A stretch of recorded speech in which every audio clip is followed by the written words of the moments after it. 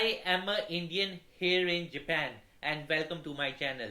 तो यार मेरे को जापान आए हुए 10 years हो चुके हैं and currently I'm working as a IT consultant in a German company here in Japan. And मैं अपनी जर्नी के बारे में शेयर करता हूँ कि मैं जापान कैसे आया था. मैंने अपनी 12th क्लास तक की स्टडी करी थी इंडिया में एंड उसके बाद I came here in Japan to do my bachelors and मैंने जापान से बैचलर्स करी एक बहुत ही फेमस यूनिवर्सिटी से जिसका नाम है रित्सुमेकान एशिया पैसिफिक यूनिवर्सिटी.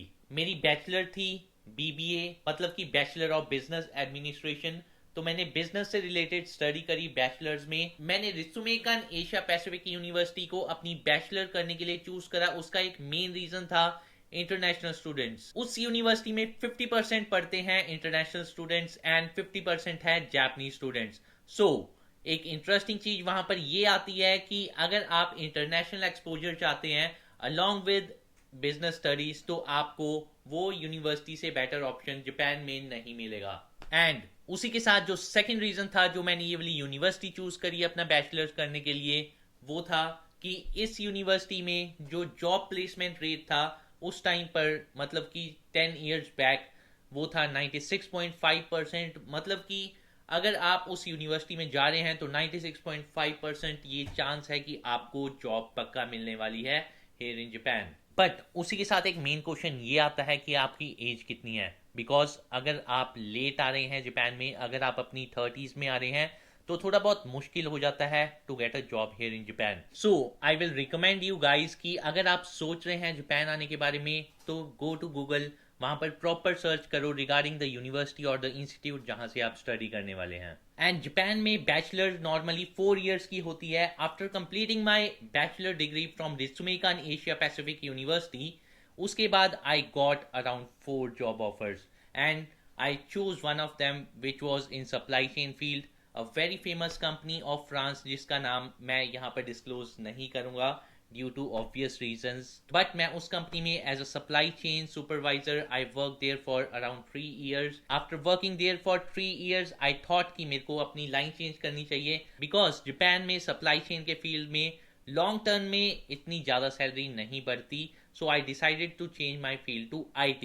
बट उस टाइम एक ब्लॉकिंग पॉइंट ये आया कि मैंने अपनी फील्ड चेंज करनी थी but I had no IT knowledge. So मैंने IT में वो चीज़ टारगेट करी जो रिलेटेड थी सप्लाई चेन से. एंड उसके बाद मैंने एज अ IT कंसल्टेंट अपना जॉब ढूंढना शुरू करा एंड टारगेट करा मेनली IT कंसल्टेंट जो सप्लाई चेन के फील्ड को देखते हैं because I already had supply chain knowledge. After working so hard for around 3 to 4 months जो कि मेरे जापान में बहुत ही ज़्यादा स्ट्रेसफुल टाइम था, I got around 5 job offers and उस 3 to 4 months में मैंने दोबारा से अपना रिज्यूम इम्प्रूव करा according to each and every company जिसमें मैं अप्लाई कर रहा था. And finally I got my dream job, मतलब कि I got a job in IT sector which was related to my previous work that is supply chain. तो supply chain का जो मेरा फील्ड था जिसकी मेरे को पहले से नॉलेज थी फॉर अराउंड 3 years उससे related work IT consultancy firm थी उसमें मिल गया मेरे को. And I think I was very lucky to land that position at that time and currently I am working as a IT consultant here in Japan. So इसी के साथ हम ये वाली वीडियो एंड करते हैं. आई होप कि आपको मेरी बेसिक इंट्रोडक्शन के बारे में पता लग गया होगा. जो भी आपने क्वेश्चन पूछे थे मेरे से काफी क्वेश्चन आ रहे थे to make a introduction video about myself. So this was the introduction video about the Indian living here in Japan. I hope कि आपको मेरे बारे में पता लग गया होगा इस वीडियो के थ्रू. अगर कोई क्वेश्चन है आपके माइंड में रिलेटेड टू जापान या फिर कोई रिक्वेस्ट है या फिर कोई सजेशन है तो मेरे कमेंट सेक्शन में जाके लिख देना. I will try to answer your request. And अगर कोई क्वेश्चन हुआ जिससे बाकी लोगों को भी हेल्प हो सकती है तो I will try to include that question in my upcoming videos. Thank you for watching this video. अगर अच्छी लगी लाइक जरूर कर देना. I will see you guys in the next video. Like, subscribe and comment. Bye bye.